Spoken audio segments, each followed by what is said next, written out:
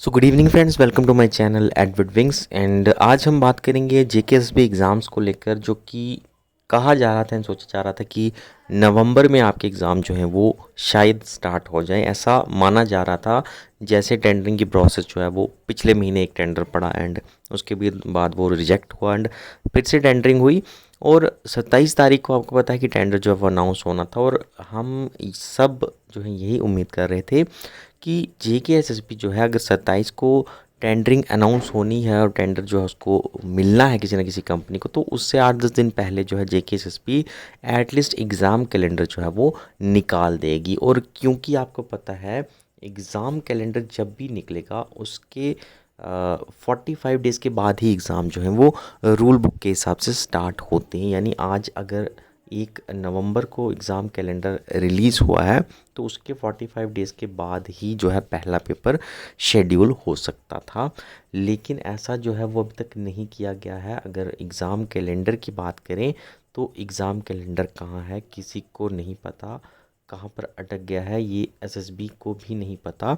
और एसएसबी जो है इस पर कुछ भी नहीं बोल रही है। एंड दुर्भाग्य की बात यह है कि जो हमारे एसएसबी के नए चेयरमैन सर आए हुए हैं, नए चेयरमैन सर जब से आए हुए हैं आज ना जाने उनको कितने महीने होने लगे हैं, लेकिन नए चेयरमैन साहब ने अभी तक जो है एक भी जो है इंटरव्यू जो है किसी भी चैनल पर आकर नहीं दिया है। बिल्कुल भी नहीं बताया है कि जेकेएसएसबी जो है वो उनकी डायरेक्शन के अंदर आगे कैसे कैसे एंड कब कब काम करने वाली है। इसको लेकर कोई भी इंटरव्यू जो है उनकी तरफ से अभी तक नहीं दिया गया है। उनको काफ़ी महीने जो हैं वो हो चुके हैं ज्वाइन किए हुए। ये बड़ी दुर्भाग्यपूर्ण बात है। और आज के इस क्रिटिकल दौर में भी जबकि बच्चे जो हैं इतना स्ट्रेस्ड हैं, इतने सवाल जो हैं बच्चों के मन में हैं, बच्चे इतनी ग्रीवियंसेस जो हैं वो डाल रहे हैं कि एग्ज़ाम कब होंगे, एग्ज़ाम कैलेंडर कब आएगा, स्क्रैप एग्ज़ाम कब होंगे, जो नए एग्ज़ाम होने हैं वो कहाँ कब होंगे। लेकिन दुर्भाग्यपूर्ण जेकेएसबी की तरफ से कोई भी रिप्लाई नहीं आ रहा है। हाल ही में अगर आप देखोगे तो जेकेपीएससी की तरफ से एक प्रेस रिलीज़ आया है और उस प्रेस रिलीज़ में जितनी भी बच्चों की क्वेरीज थी, चाहे वो पीओ के रिज़ल्ट को लेकर हो, चाहे वो मेंस 2021 के रिज़ल्ट को लेकर हो या मेंस 2022 के एग्ज़ाम को लेकर हो, सब क्वेरीज का जवाब एक ही सिंगल नोटिफिकेशन के अंदर पीएससी ने दे दिया। और बच्चों की जो दुविधा थी, बच्चों के दिमाग में जो क्वेश्चन चल रहे थे वो बिल्कुल बंद हो गए और बच्चों को पता चल गया है कि कौन सी चीज़ कब होने वाली है। इवन पीओ का रिज़ल्ट भी हो गया है और आगे मेंस का रिज़ल्ट भी बताया गया है नवंबर के सेकंड वीक में। तो बच्चों को एक पता आइडिया लग गया है कि कौन सी चीज़ कब होनी है और बच्चे अब उसके हिसाब से अपने आप को ढाल लिए हैं। लेकिन एसएसबी क्या कर रही है, क्या करने वाली है, कब क्या चीज़ होगी, इसके बारे में कुछ भी नहीं पता चल पा रहा है। और क्योंकि आज अगर आप देखोगे तो लगभग अक्टूबर जो है इसकी एंडिंग होने वाली है, यानी अक्टूबर ख़त्म होने वाला, जो 29 है, कल संडे है 30 है। तो अब 29 यानी इस महीने के ख़त्म होने तक भी एग्ज़ाम कैलेंडर जो है एसएसबी का वो अभी तक नहीं आया है।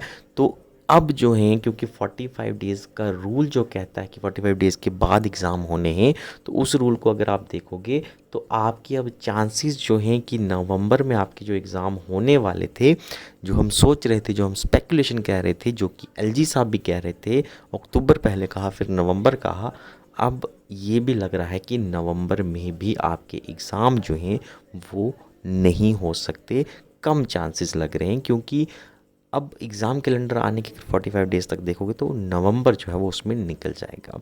और उसके बाद दिसंबर की अगर बात करेंगे तो दिसंबर में फिर मौसम कैसा होगा, क्या मौसम जो है वो इजाज़त देगा एसएसबी को एग्ज़ाम कंडक्ट करवाने की, स्पेशली कश्मीर रीजन में अगर देखें, क्योंकि एग्ज़ाम जो है वो तो पूरी स्टेट में होंगे, पूरी यूटी में होंगे।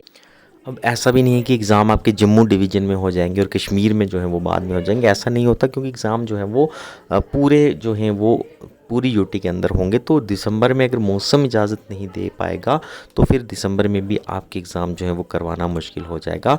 तो इसलिए जेकेएसएसबी को अब ये चाहिए कि एग्ज़ाम कैलेंडर जल्दी से जल्दी निकाला जाए, आज कल में ही निकाला जाए। उस 45 डे के रूल को भी थोड़ा कम किया जाए और एग्ज़ाम जो है आपके आने वाले नवंबर के एंडिंग में अगर एग्ज़ाम शुरुआत हो जाए एग्ज़ाम्स की, और नवंबर और दिसंबर में एटलीस्ट दिसंबर की शुरुआत में अगर जेकेएसबी एटलीस्ट 2 कोई बड़े एग्ज़ाम कंडक्ट करवा देती है तो फिर भी बच्चों के लिए बहुत ज़्यादा जो है वो मेंटली जो है वो रिलीज़ जो है उनको फील होगा, जो स्ट्रेस उनके दिमाग में भरा हुआ है, और बच्चों के दिल में उम्मीदें भी जगेंगी। जो बच्चे प्रिपरेशन कर रहे हैं, जब वो 2-3 एग्ज़ाम एटलीस्ट देंगे तो दिल में जो है वो उम्मीदें जो है वो ज़रूर बनी रहती हैं। और उसके बाद नेक्स्ट एग्ज़ाम तो आपको पता है जो दिसंबर मिड हाफ तक, दिसंबर के 15 दिसंबर तक जो एग्ज़ाम नहीं हो पाएंगे वो फिर आपको पता है कि वो एग्ज़ाम फरवरी के बाद ही हो पाएंगे, फरवरी के एंडिंग में ही हो पाएंगे, क्योंकि दिसंबर का जो आगे का महीना और जनवरी जो है वो तो बिल्कुल इजाज़त नहीं देता जम्मू कश्मीर के अंदर कोई भी एग्ज़ाम कंडक्ट करवाने के लिए।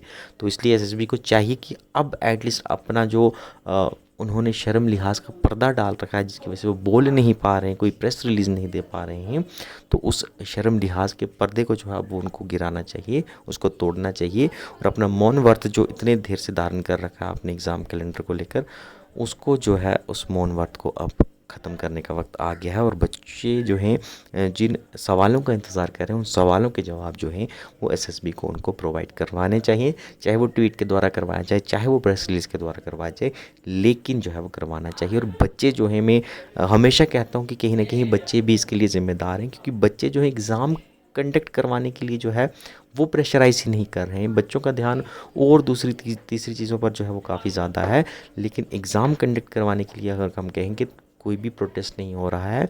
एग्ज़ाम कैलेंडर के लिए अगर आप देखोगे कोई एसएसबी ऑफिस में विज़िट इतने बल्क में नहीं कर रहा है, तो इसलिए प्रेशर ही नहीं बन पा रहा है एसएसबी के ऊपर, तो वो भी आराम से बैठे हों। तो बच्चों को भी चाहिए कि रेगुलरली जो है एसएसबी के ऑफिस में विज़िट करें, थोड़ा बल्क में विज़िट करें, ताकि एसएसबी के ऊपर भी जो है वो प्रेशर बन सके। बाकी आप अपने एंड पर जो है जो भी आपकी अप्रोच है उसको भी लगा कर जो है वो प्रेशराइज जो है वो एसएसबी को कर सकते हैं, ताकि जल्दी से जल्दी जो है वो आपकी एग्ज़ाम करवाई जाए। Thank you, have a nice day.